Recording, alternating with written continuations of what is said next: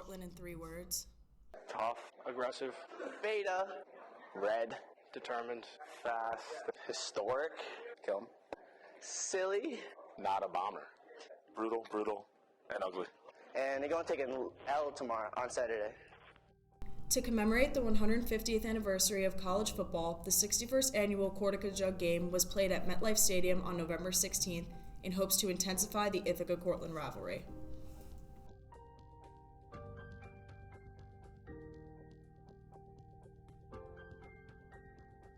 Rivalry and sport as a third place is also a place where people feel like they can act inappropriately, mob mentality. So with the good things also comes sometimes the opportunity for a lack of civility. I think whether we like to admit it or not, there is a little bit of a class element there of, maybe the blue-collar, middle-class kids who go to a state school playing against, the quote-unquote rich kids that go to a private school. We're small schools. And so small schools do small kind of things.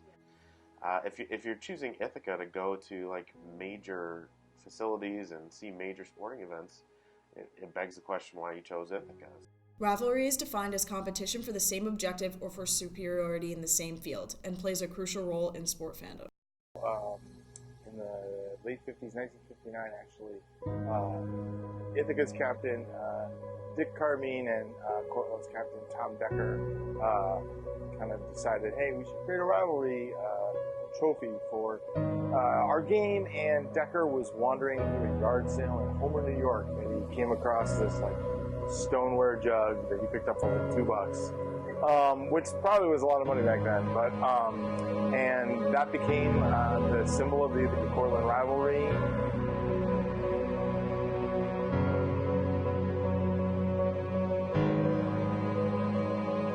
It stands for what's on the jersey and on the helmets and everything. It's just one of those games where you play for everyone that's played in it before you, and you play with your brothers and stuff. I wasn't allowed to wear the color red during camp, but it still hasn't hit me yet.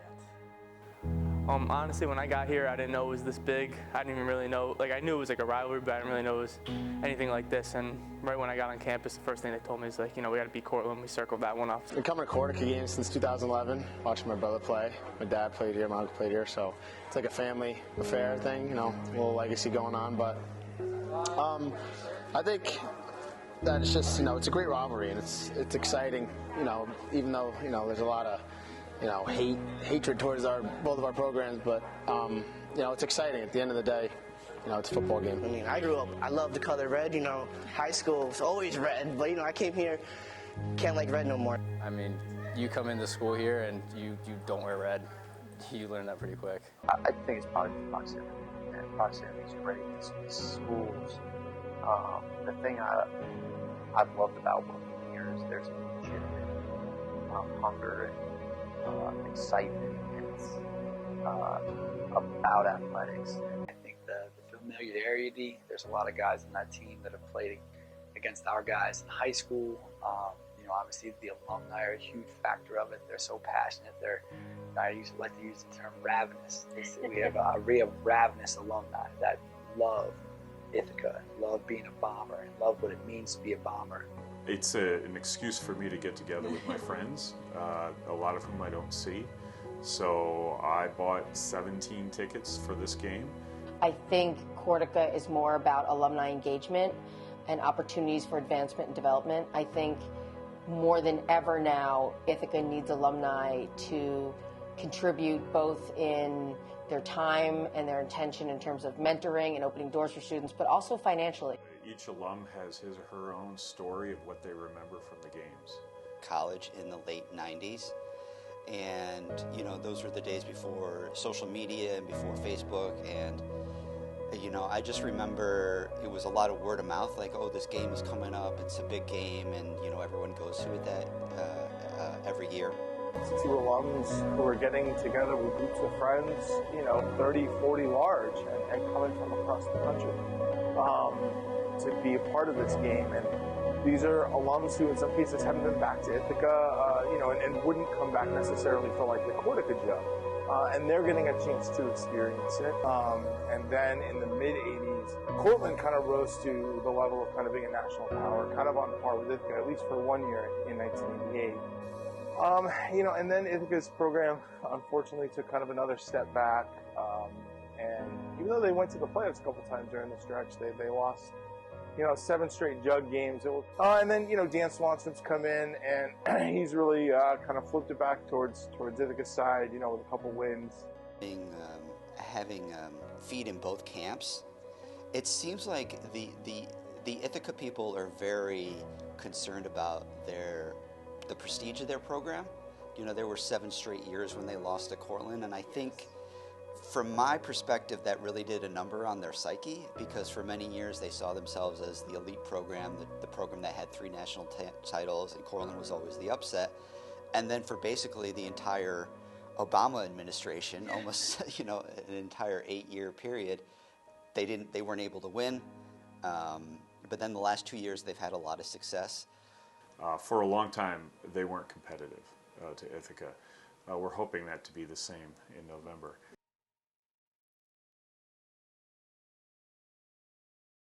Thank you, Coach McNeil and Coach Swanstrom, captains. Really appreciate your words. We have some very exciting news to share from our 2 colleges. Today, we are thrilled to announce that Ithaca College and SUNY Cortland will play the 2019 Cortaca Jug football game at MetLife Stadium in East Rutherford, New Jersey. None of the coaches have ever been in a game like this. None of the players have ever played in front of that many people. They've literally never played on a field like this, okay? I mean, this is an NFL caliber turf field at MetLife Stadium where they played the Super Bowl just 5 or 6 years ago.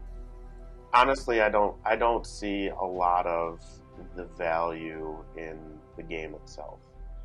I think from an actual competitive standpoint, the 2 teams have kind of drifted in different directions. I think from like a administrative standpoint, they're a SUNY school or a private institution. We have different academic goals. I think there's just a lot of differences between the school. I understand the proximity and the history, and I'm not trying to pretend that doesn't exist, but it just doesn't move the needle much for me.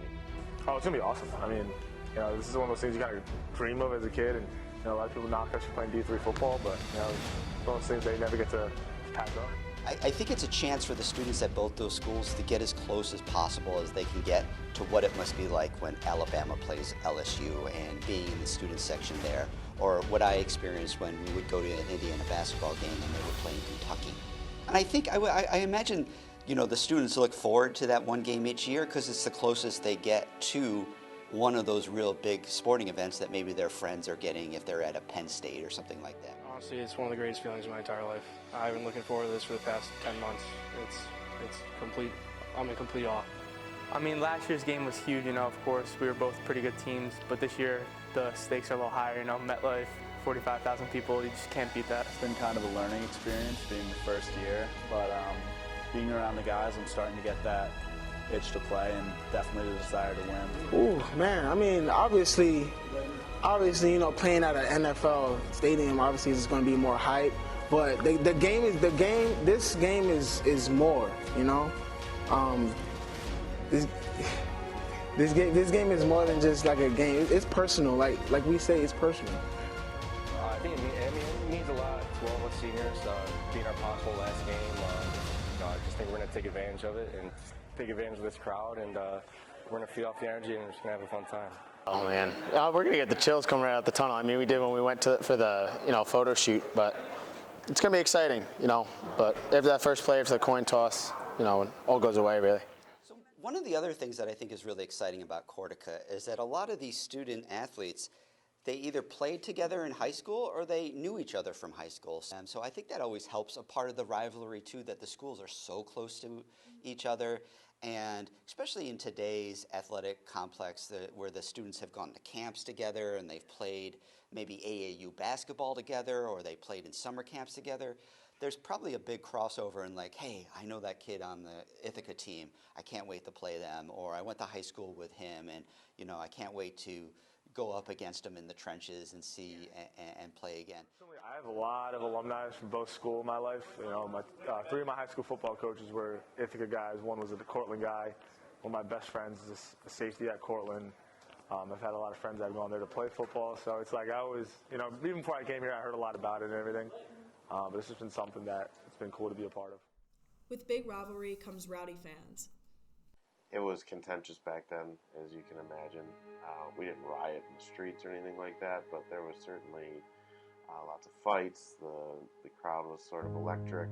You know, I thought that there was a lot of enthusiasm. I don't like when my freshmen, who have literally been on campus for less than 3 months, shows up in a anti-Cortland shirt, and I'm the first person to ask them, what did they do to you? It's the when we build a football game into something larger. I would say this, in a culture that lacks a certain amount of civility, how do we impart on our students the importance to be civil?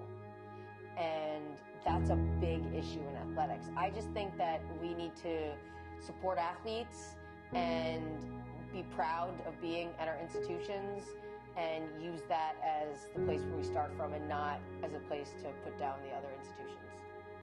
Cortaca also became a center for experiential learning. They always seem so much. They seem really interested in the world that's going around and like the other elements that are around the game. Like, I would think that they would think about how it's broadcast and not maybe what happens on the field, but they're also interested in like, well, how much money is this costing the school, and is this a good marketing tool for the school? We are big about experiential learning. So we teach and you do. And so this is an opportunity for students to, as best they can, as long as the rules permit. And I know that there are restrictions with MetLife about camera access and things, but we want our students experiencing doing in the Park School. For me, Cortaca is a lab.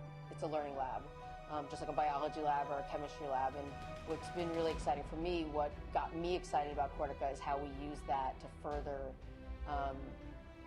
how to give our students greater experiences that they can then translate off campus. We were curious about some of the underlying elements of the Cortaca game. Say, okay, this is a game that's just kind of ordinary when everything about you from a indoctrination standpoint is telling you that it's the greatest thing since sliced bread and this is the biggest event that you'll ever cover in your life. I don't think that's necessarily true, but you know, there's going to be some challenges with that from an objectivity standpoint. Sport rivalries have definitely become a place where we fight out some cultural battles. Like, hey, you know, those are the really well-off kids in Ithaca that are paying lots of money, and you know, my dad's a truck driver and I go to Cortland, and when we beat Ithaca, I feel better about, you know, my choice of school and where my station in life is. So I think absolutely class warfare in this country is fought in football, high school gyms and on fields, and I think there's a part of that you can see in the stands or things that people shout. I want, you know, at my age, at my place in life, it's a lot about bragging rights. It's like, who's going to say what on the text string next, or who's going to say what on Facebook. The experiences Cortaca brings are invaluable. Fun for students and it's fun for alumni, and you know, I think what's been great is building rivalries in other ways. So like whether it be the radio station that has like a flag football game, or blood drives, or other ways that they've been able to do it. So how we use sport rivalries to create opportunities for community engagement. You know, what it means that the Cortaca game kind of has this extra sort of feel to it, right? I mean, every Cortaca game is cool, every Cortaca game is special. They're going to be focused, but they're playing in an NFL stadium, and they're going to play in front of a crowd that's 5 times what they've ever probably played in at college before. I mean, it's going to be an incredible atmosphere, and I think it's going to get both teams, you know, really fired up. I think you're going to see some great football, you know, and you know, when you talk to players, I mean, they tell you they feed off the emotion of the crowd and the energy of the crowd. So, you know, I'm sure that, you know, both programs will be feeding off of their crowd and their fans, and that'll be great to see. Affect my day-to-day, and I'm not a momentum-based coach.